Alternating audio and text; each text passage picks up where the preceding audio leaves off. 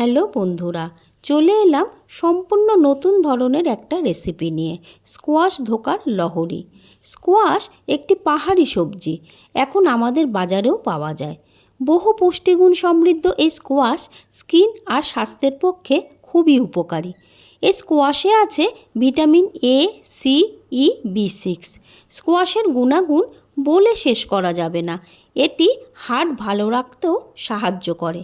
নিয়মিত ব্যবহারে ফ্রি রেডিকেলসের হাত থেকে যেমন রক্ষা পাওয়া যায়, তেমনি ক্যান্সারের ঝুঁকিও অনেকখানি কম হয়। প্রথমে স্কোয়াশের খোসা ছাড়িয়ে ডুমো ডুমো করে কেটে নিলাম। দেখতে অনেকটা পেঁপের মতো হলেও খেতে কিন্তু খুব সুস্বাদু। এটি সুগার লেভেলকেও নিয়ন্ত্রণ রাখে। কড়াতে তেল গরম করে একটু হলুদ দিয়ে প্রথমে ডুমো করে কেটে রাখা আলুগুলো ভেজে নেব। সাথে দেব লবণ। এই আলু ভাজার ফাঁকে আমি একটু ডাল বেটে নেব মিক্সিতে। আগের থেকে ভিজিয়ে রাখা ছোলার ডাল, লবণ, জল আর কাঁচা লঙ্কা সহযোগে বেটে নেব। আলু ভাজা হয়ে গেছে, তুলে একটা পাত্রে রেখে দিলাম। ওই তেলেই কালো জিরে ফোড়ন দিয়ে ডাল বাটা আর মিক্সির জার ধোয়া সামান্য জল দিয়ে দিলাম।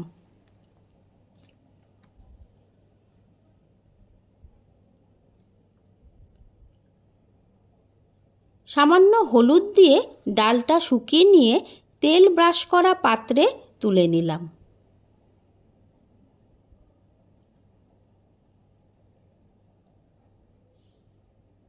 ডাল বাটাটা হাত দিয়ে 1 ইঞ্চি পুরো একটা চৌকো শেপ করে ঠান্ডা হওয়ার জন্য রেখে দিলাম।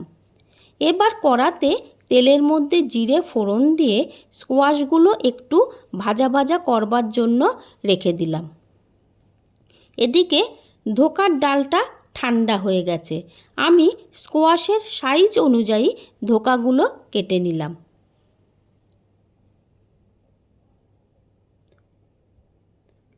স্কোয়াশে পরিমাণ মতো লবণ আর হলুদ দিয়ে নাড়িয়ে ধিমে আঁচে ঢাকা দিয়ে রাখলাম।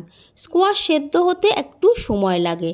তোমাদের হাতে সময় কম থাকলে সামান্য ভাপ দিয়ে স্কোয়াশটা সাঁতলে নিতে পারো, তবে এইভাবে বেজে নিলে স্বাদটা ভালো হয়। মিক্সিতে কিছুটা আদা, কাঁচা লঙ্কা আর একটা টমেটো বেটে নিলাম। একটা বাটিতে 1 চামচ জিরের গুঁড়ো, 1/2 চামচ ধনে গুঁড়ো আর 1 চামচ কাশ্মীরি লঙ্কার গুঁড়ো জল দিয়ে গুলে রাখলাম। ঢাকনা খুলে স্কোয়াশগুলো নাড়িয়ে একটা পাত্রে ঢেলে রেখে দিলাম।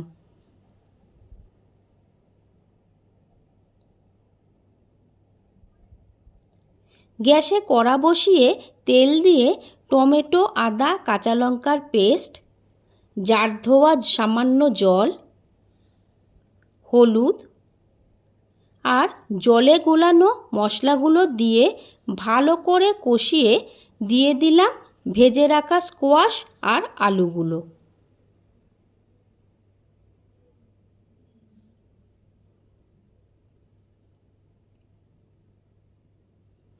মশলার সঙ্গে স্কোয়াশ আর আলুগুলো কষিয়ে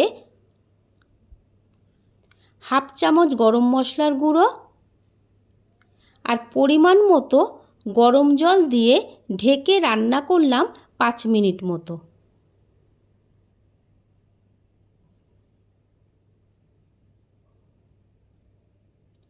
ভালো করে ফুটে উঠলে কেটে রাখা ধোকাগুলো দিয়ে ধিমে আঁচে আবারও ঢাকা দিয়ে দিলাম। 10 মিনিট পরে ঢাকা খুলে সামান্য লবণ,